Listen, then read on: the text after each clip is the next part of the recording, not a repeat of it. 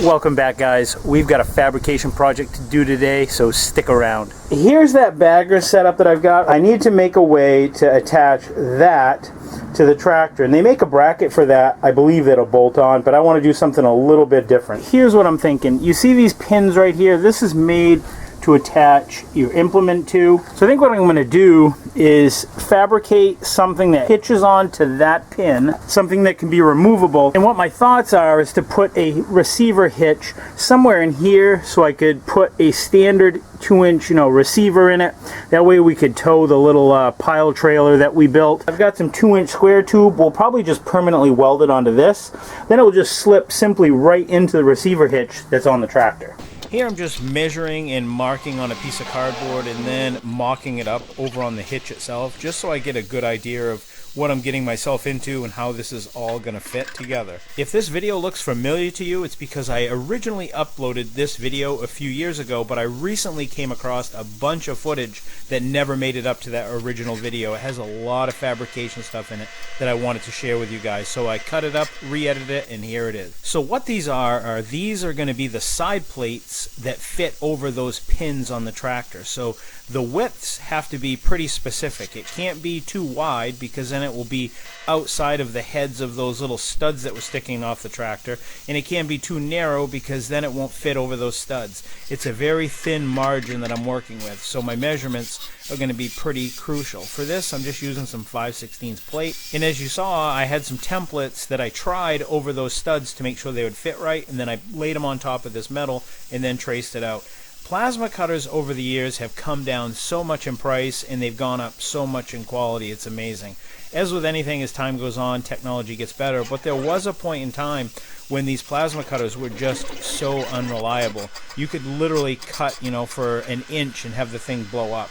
Those problems, I think, are long gone with most of the plasma cutters that are out. And like I said, the price of plasma cutters has gone down considerably. You can use a plasma cutter to cut pretty much any shape, but I find that I only really use one to cut plate. It just works so well at doing stuff like this. It's a little harder cutting tube or round stuff or even angle. It's just hard to get the cuts to line up when you're going all the way around something, but for plate, pretty hard to beat a plasma cutter. They work awesome. If you think you might want to buy a plasma cutter or you just want to know more about it and how they work, I have a very popular video called Plasma Cutting 101, and I'll have a link up above. And here I'm marking out center because I have to have really accurate measurements, as I explained earlier. This is the center line of our hitch, and I can be no less than 13.5 inches inside to inside between those pins on the tractor. We're gonna go this way 6 1/4 and this way 6 1/4, and that'll give us our 13.5. It has to be a really accurate measurement because I can't be any less than 13.5. This is called burning an inch. To get a super accurate cut, hold it on the inch line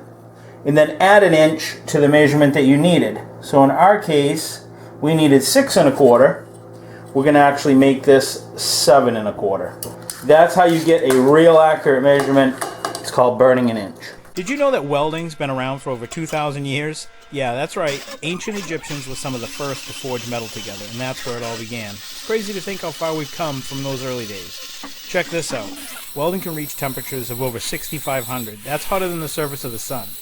This intense heat is what allows us to fuse metal together. But welding isn't just some random skill. It's literally everywhere. Your car, welded. Bridges you cross, welded. Even the International Space Station floating up there in space is held together with welded joints.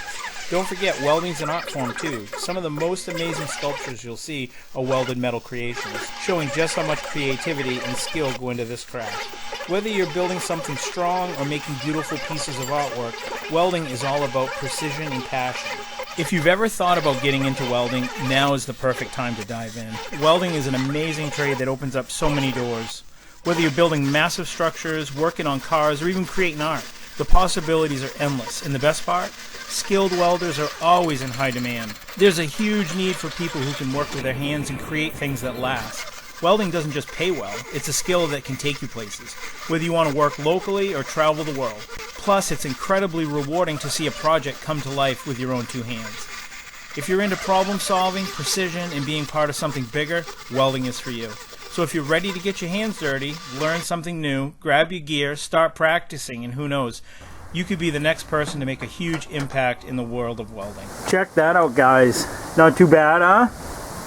Then the bolt goes, just one bolt goes through an existing bolt on each side just to hold this on there. I took the bolt out right now, but yeah, pretty rugged, and it doesn't get much easier than that to take it off and on. I'll do it one-handed. There it is. Goes on like this easy. And then we can tow a little, the pile utility trailer. Let's go make a bagger setup that fits into this. Once I've got everything in place, I tack the components together using a MIG welder. This helps to hold everything in position quickly without worrying about distortion. MIG welding is great for getting the setup right without wasting too much time. Next, I switch over to stick welding to finish the job. Stick welding gives me the depth and the strength that I need to make sure these welds can withstand the heavy-duty work the Hitch will face once it's installed. As always, there are adjustments along the way. Sometimes the material is going to behave differently than I expect, or I find a more efficient way to do something. That's the beauty of winging it while you're fabricating. You can adapt and solve problems on the fly. In the end, the Hitch will be built to last, tailored to fit the mower deck perfectly, and designed to handle whatever gets thrown its way. Welding has a lot of similarities to painting. Just like if you're painting, it's all the prep work that leads up to the paint. You know, the masking, the taping, the drop cloths, the sanding, the spackling. Well, welding is just like that. It's all the fit up, the fabrication, the measuring, the adjustments, and material prep. You want to make sure your material is very clean. If you're trying to weld through paint and rust, you're just not going to get that good of a job as if you brought everything down to bright, shiny metal. So it's important that you take your time, do your prep work, do it right, and you're going to have a nice, solid job that you're going to be proud of when you're done. One thing that a wise person told me many years ago that always stuck with me is that nobody will remember when you did a good job, but everybody will remember when you did a bad job. So it's for that reason that I always strive to do a really good job, because I don't want to have a bad reputation.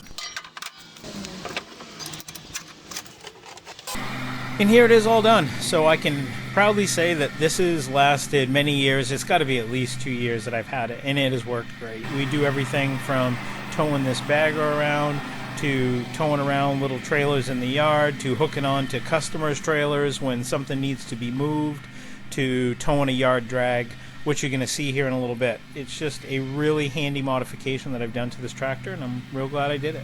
If you like welding and metal fabrication, I'd appreciate it if you subscribe to the channel, and we have new videos every Friday.